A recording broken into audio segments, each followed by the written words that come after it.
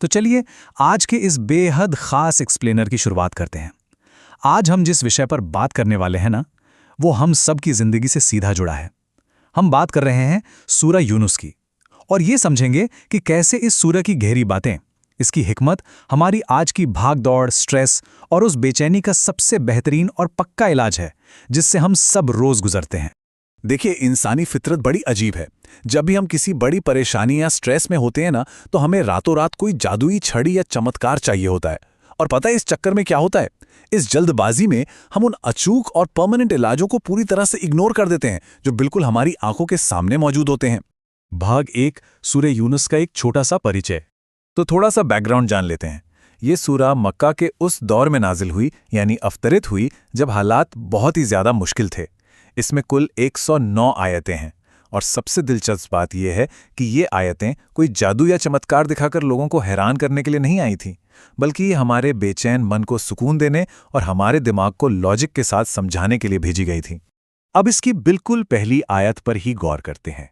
अलिफ लाम रा। ये हिकमत यानी पूरी तरह से बुद्धिमत्ता और विजडम से भरी किताब की आयतें हैं। मतलब साफ है, ईश्वर हमें जो किताब दे रहा है ना, वो कोई आम किताब नहीं है। वो एक ऐसी मास्टर की है जो हमारी जिंदगी के सबसे गहरे और उलझे हुए सवालों को सुलझाने के लिए ही डिजाइन की गई है। भाग 2, कुरान दिलों के लिए शिफा यानी उपचार। ये इस एक्सप्लेनर का एक बहुत ही अहम पॉइंट है। आयत 57 हमें बिल्कुल सीधे और आसान शब्दों में बताती है कि कुरान शिफा है। शिफा यानी एक ऐसी डिवाइन मेडिसिन जो हमारे अंदर की बीमारियों का पक्का इलाज करती है। अंदर की बीमारियां मतलब क्या? जैसे बहुत ज्यादा जलन होना, नेगेटिविटी या सीवियर एंजाइटी। अगर हम इन चीजों से जूझ रहे हैं तो ये आयतें हमारे लिए एक प्रिस्क्राइब दवा की तरह काम करती हैं। इसे बस पढ़ना नहीं है, दिल पर लगाना है। और इसके ठीक बाद आयत 58 तो हमारे सोचने का नजरिया ही बदल कर रख देती है। ये बहुत ही सिंपल तरीके से समझाती है कि हमारी सच्ची खुशी का सोर्स बैंक बैलेंस या सांसारिक चीजें इकट्ठा करना नहीं होना चाहिए। इसके बजाय असली खुशी तो ईश्वर की रहमत, उसकी दया और उसके सही मार्गदर्शन के मिलने पर मनानी चाहिए। जरा सोचिए, क्या हम अपनी खुशी गलत जगह तो नहीं ढूंढ रहे? खैर, अगर हम ईश्वर की इस अपार दया और उसकी हिकमत के सबूत ढूंढना चाहते हैं, तो हमें किसी सुपरनैचुरल घटना या आसमान से उतरते चमत्कारों का इंतजार करने की बिल्कुल जरूरत नहीं है। जवाब तो रोज हमारे चारों तरफ बिखरा पड़ा है। हमें बस अपना सिर उठाकर देखने की जरूरत है। भाग 3, प्रकृति में अल्लाह की निशानियां।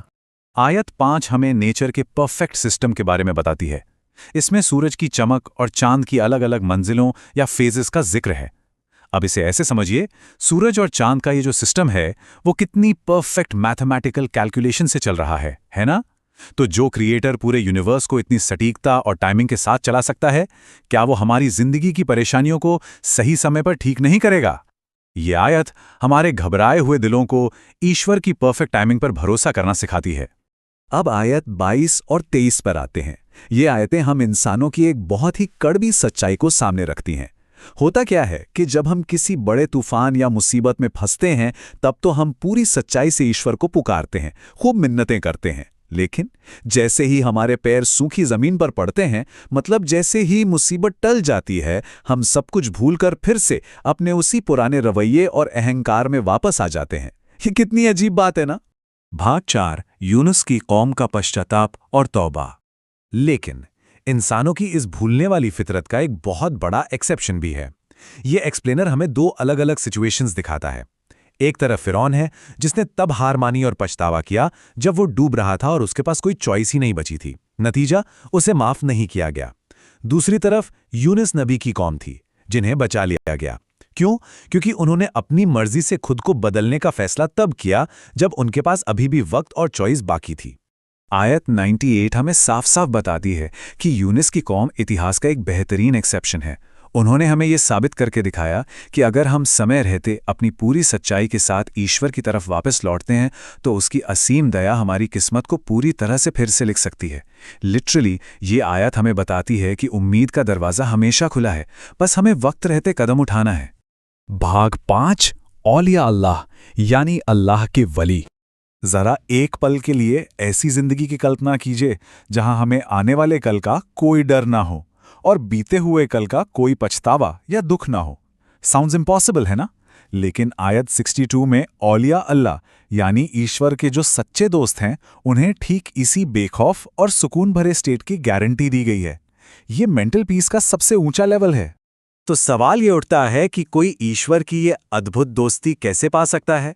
आयत 63 इसका जवाब बहुत ही सिंपल तरीके से देती है। सिर्फ सही मायनों में विश्वास रखिए और अपने रोजमर्रा के कामों में उसके प्रति सचेत रहिए, जिसे परहेजगारी कहते हैं। मतलब सही नियत रखिए और गलत कामों से बचिए। इसके लिए कोई बहुत बड़ा रहस्य या मैजिक नहीं चाहिए, बस अपनी लाइफस्टाइल को थोड़ा सा साफ सुथरा रखना है। भाग 6, हमारी रोजमर्रा की जिंदगी में इसके फायदे। तो अब तक हमने जो भी गहराई से समझा उसे अपनी आज की भागदौड़ वाली लाइफ में कैसे उतारें, ये बहुत ही प्रैक्टिकल कदम इस पूरी सूरह का निचोड़ हैं। जब भी मन बहुत ज़्यादा भारी हो या हम ओवरवेल्म्ड महसूस करें तो इन आयतों को शिफा यानी दवा की तरह इस्तेमाल करें। नेचर को देखकर ईश्वर की टाइमिंग पर भरोसा करना सीखें, अपनी गलतियों को जल्दी से जल्दी सुधार लें और सबसे ज़रूरी बात, खुशी को दुनियादारी की चीज़ों में ढूंढने के बजाय उसे ईश्वर की दया में ढूंढना शुरू करें। इस सूरे की बिल्कुल आखिरी आयत 109 हमारे आज के इस पूरे सफ़र को एकदम परफेक्ट तरीके से समराइज करती है। इसका मैसेज बहुत ही सिंपल है, बस सब्र के साथ सही रास्ते पर चलते रहिए और बाकी सारी चिंताएं उस सर्वोत्तम निर्णेता यानी बेस्ट ऑफ जजेस पर छोड़ दीजिए। सच कहूं तो हमारी सारी एंग्जाइटी का इससे बेहतर और कोई इलाज हो ही नहीं सकता। तो चलिए आज के इस एक्सप्लेनेयर को इस एक अहम सवाल के साथ यहीं खत्म करते हैं। इस पूरे सोर्स मटेरियल ने यह बिल्कुल साफ कर दिया है कि हमारी बेचैनी का इलाज पहले से ही हमारे पास मौजूद है। लेकिन क्या हम वाकई अपने भ्रम और स्ट्रेस को पीछे छोड़कर सूरह यूनुस की इस डिवाइन विजडम को अपने दिलों को हील करने का मौका देने के लिए तैयार हैं? इस पर जरूर सोचिएगा।